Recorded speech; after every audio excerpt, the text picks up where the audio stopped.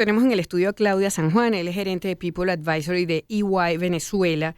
Nos llamó mucho la atención lo que ustedes están trabajando en este momento, entre las muchas cosas que trabajan, obviamente, Claudia, es esto de fidelizar talentos para las marcas. Porque venimos de momentos, y todavía lo vivimos, de mucha fuga de talentos y de cerebros.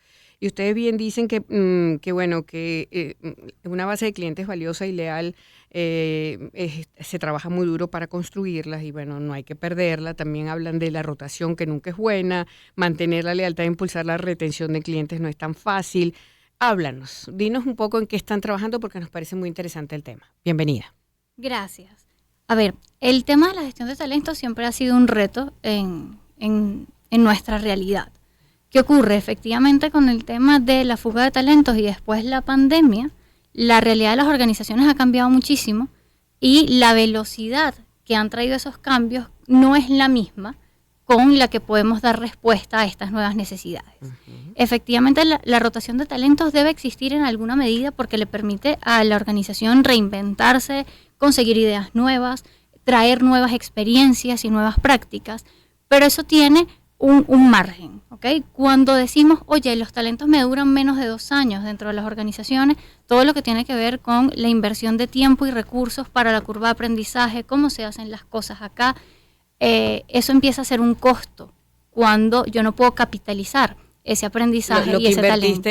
Lo que invertiste en ese talento. Total, porque además luego la reposición del talento es mucho más costosa, porque nos habla de esfuerzos por buscar nuevamente a la persona, reinvertir en la curva de aprendizaje y probablemente a nivel económico le tengo que ofrecer un paquete más atractivo para poder generar la sustitución. Entonces todo lo que tenga que ver con disminución de costos para las organizaciones es súper llamativo y súper valioso. En la gestión de talento funciona igual. Capitalizar y fidelizar talentos es una manera de ahorrar en costos. Aunque no siempre las gerencias de recursos humanos seamos los mejores embajadores pues de esas prácticas, pero en realidad funciona así. O sea, cuando nos vamos a los ROI, que es como yo revierto esas inversiones, a mayor posibilidad de formación, a mayor fidelización de talento, a mayor prácticas de marca empleadora, también vas a tener mejor retroactividad en los temas de ganancia. Ajá, para allá iba, justamente. ¿Cómo eso afecta al negocio?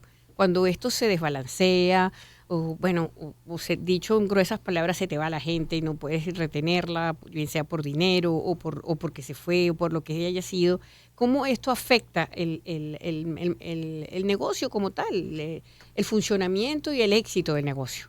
Total. A ver, hay una afectación económica porque nos mueve las bandas salariales y estamos en un mercado altamente competitivo donde estamos tratando de entender cómo funcionan todavía los esquemas y las prácticas de compensación, además en nuestro marco legal, pero luego robarse un talento o tratar de atraerlo para la organización tiene un costo, más allá de lo económico, de los esfuerzos que debemos invertir. O sea, a ver, para contratar una persona debemos pasar, y es un ejercicio numérico, por probablemente, según el perfil, por lo menos de 5 a 10 contactos. De esos contactos yo voy a entrevistas, de entrevistas a pruebas psicológicas según la modalidad de contratación. Luego las entrevistas técnicas, o sea, podemos pasar hasta 2 meses reclutando a una persona. Y en esos 2 meses probablemente la posición está vacía. Alguien más está haciendo el trabajo. Por ahí estamos gastando. ¿Ok? Claro. Luego, todo eso implica un gasto. Todo. Uh-huh. Y luego en paralelo están las actividades de formación, de retención, de beneficios. Entonces todo lo que implique un movimiento en la organización, si no es inversión, es gasto. Y en los temas de gestión de talento estamos acostumbrados a ver todas estas cosas como gasto. Uh-huh. Y ya desde hace algunos años el paradigma debe ser verlo como inversión. Incluso ahorita hay un planteamiento, es un tema un poco filosófico, pero el esquema es, yo debo hacer que la gente quiera permanecer en la organización. Ay, oye, me leíste el pensamiento. Se ve menos, yo lo anoté aquí para comentártelo, que alguien haga carrera dentro de una empresa. Sí, se ve mucho menos. Porque eso tiene que ver con eso que estabas diciendo. Claro, ajá. Y se ve menos por 2 variables fundamentales. Primero, las características de la nueva generación de talento quieren algo simple, rápido y concreto. Y los cambios en las organizaciones van mucho más lentos que esta posibilidad expectativa. Entonces, este esquema de yo empiezo como pasante y puedo llegar a gerente, director dentro de la organización, es una práctica que ya no se está viendo desde hace unos 5 o 7 años, cada vez menos. Pero las organizaciones, no todas, todavía estamos listas para asumir que mis tiempos y en esta inversión y gestión de recursos, mis curvas de aprendizaje tienen que durar menos, mis planes de compensación tienen que ser más atractivos, mi marca tiene que ser lo suficientemente buena y atractiva para que alguien quiera trabajar conmigo, porque no es solamente yo ir a buscar el talento, es hacer que la gente quiera trabajar conmigo. No es hacer que yo tenga que invertir más o gastar más, según tu política de compensación y beneficio, en querer hacer que la gente se quede versus tener que decir, bueno, ¿cómo hago efectivamente para que te quedes conmigo? ¿Es que te quedes o que tú quieras estar? ¿Es que yo tenga que ir a buscarte o es que tú quieras trabajar conmigo? Y no para mí. Eso también es un efecto importante. Claro. Y también me pregunto qué deben hacer en vista de todo esto que me comentas, que me parece interesantísimo, los gerentes de recursos humanos para que se logre eso que tú estás comentando justamente. A ver, la visión de la gerencia de recursos humanos debe ser ahora acompañante y promotor de los cambios. Y es una figura que a veces nos cuesta analizar porque creemos, por ejemplo, que la rotación de personal es responsabilidad de recursos humanos y ya está demostrado que no es así. La rotación de personal depende de los esquemas de liderazgo. La gente renuncia a las organizaciones por la cultura donde hay un patrón de liderazgo bastante definido y no necesariamente a temas económicos, ¿sí? O a temas de beneficios. La gente valora más una cultura que un esquema de pago, por ejemplo. Ajá, ¿y esa diferencia cuál es, Claudia? Que una cultura y un esquema de pago. Claro, esquema de pago ya sabemos, si te pagan más o menos. Exacto. Y la cultura es la cultura es corporativa la cultura de la es cómo corporación. vivo la organización. Okay. Y en ese cómo vivo la organización, el 85% es la relación y el ambiente que crea tu supervisor inmediato. Y está todo este debate de jefes, líderes. Liderazgo. Correcto. Entonces, la gente, ¿a qué nos renuncian las organizaciones? Nos renuncia a la posibilidad de no trascender, a la posibilidad de no poder desarrollarme, a una mala comunicación con mi jefe y a que mi trabajo no se vea valorado. Esas son realmente las causas por las que la gente deja las organizaciones. Y cuando vamos a la génesis de esos procesos, en la mayoría de los casos es un tema de liderazgo. Y las empresas que invierten más en desarrollar esquemas de liderazgo ágiles, proactivos, de influencia y de bienestar, tienen su nivel de rotación es mucho menor. Y su cultura es mucho más favorable para el desarrollo organizacional. Entonces eso ya no es un indicador de recursos humanos. Entonces, ¿cuál debe ser la visión de este gerente? Entender cuál es la realidad organizacional y poder acompañar el cambio de la organización. Pensar en que yo voy a reclutar un talento o captar un talento, el término de la filosofía que prefieran, para que esté conmigo 5 o 10 años ya no es viable. Tenemos que crear procesos donde yo al menos pueda garantizar 2 años de permanencia y preparar todo el escenario de juego para que tú quieras seguir conmigo el año siguiente. Y después volvemos y seguimos juntos. Pero en función de las decisiones pequeñas e inteligentes, poder generar una gestión exitosa. Hacia allá debemos apuntar. Y mundialmente, ¿cómo se está viendo esto en el mundo? En Venezuela, con todo lo que, la circunstancia que se vive, no es el mejor ejemplo, obviamente, pero si yo te preguntara cómo van los líderes y las empresas mundialmente manejando estos temas.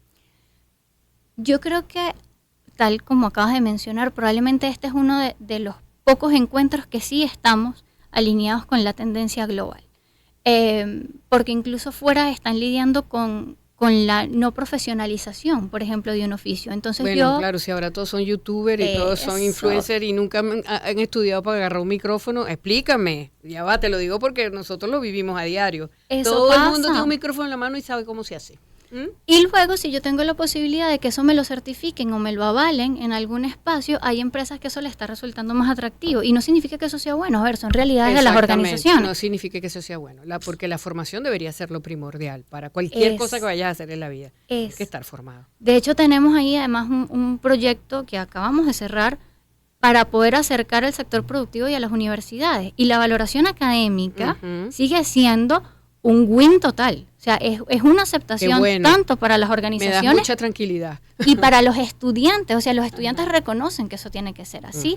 Por supuesto, aplauden iniciativas como reducir por ejemplo, un programa de Pensum a 4 años, eso se aplaude, creo que va consono con algunos la UCAP cambios. lo está haciendo, por ejemplo, en Así comunicación lo hizo y me parece muy valioso. Comunicación, relaciones industriales, mucho derecho también va para allá. Creo que es parte de los cambios que conversábamos al principio, pero debe mantenerse un estándar académico que nos facilite el esquema. A nivel global, compensación se ve de manera diferente. Creo que es más aplausible el tema de mérito y desempeño. Nosotros ahí todavía estamos caminando un poco más lento, pero en cuanto a la tendencia, todo lo que tenga que ver con trabajo híbrido, gestión remota y la posibilidad de yo hacer mi propia carrera en función a mi marca personal es una tendencia total.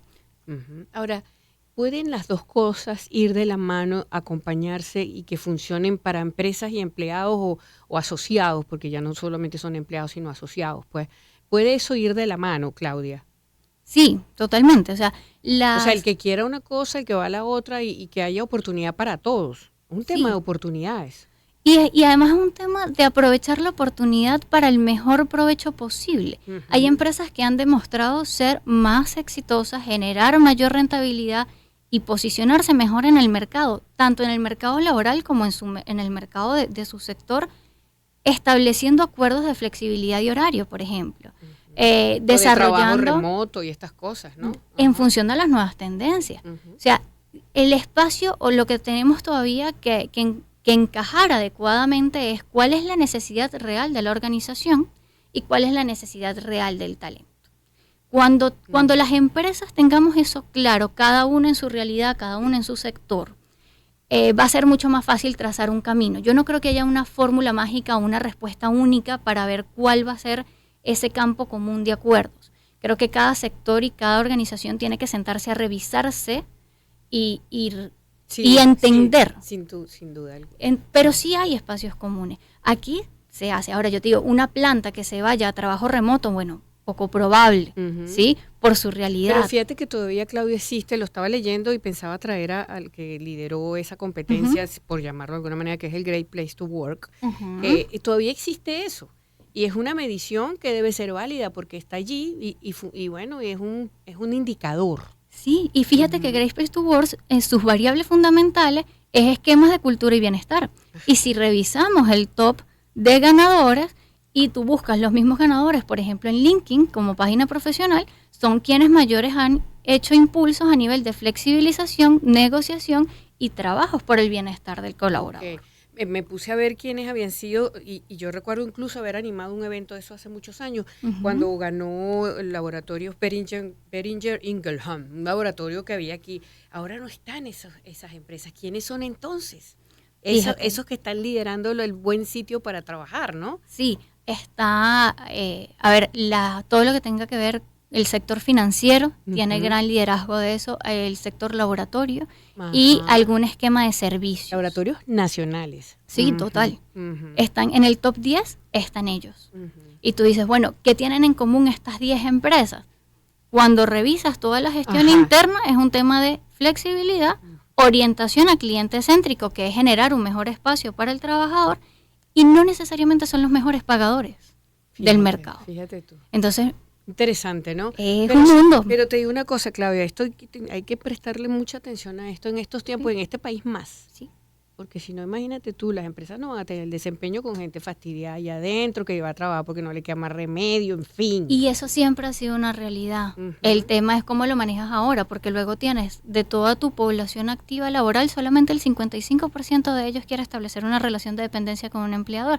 Y cuando nos vamos, por ejemplo, a la ciudad de las universidades, en recursos humanos, particularmente perfiles asociados a este gremio, el próximo corte llega a menos de 100 profesionales graduados. Entonces tú dices, si esto es una realidad para todas, y probablemente lo sea para todos los gremios, tú dices, bueno, no sé si voy a tener talento suficiente para esto. Entonces, cuida lo que tienes. Volvemos al punto cómo fidelizar talentos para las marcas. Exacto. Esa era nuestra pregunta. Gracias, Claudia. Muy interesante, de verdad. Encantada que hayas pasado por acá.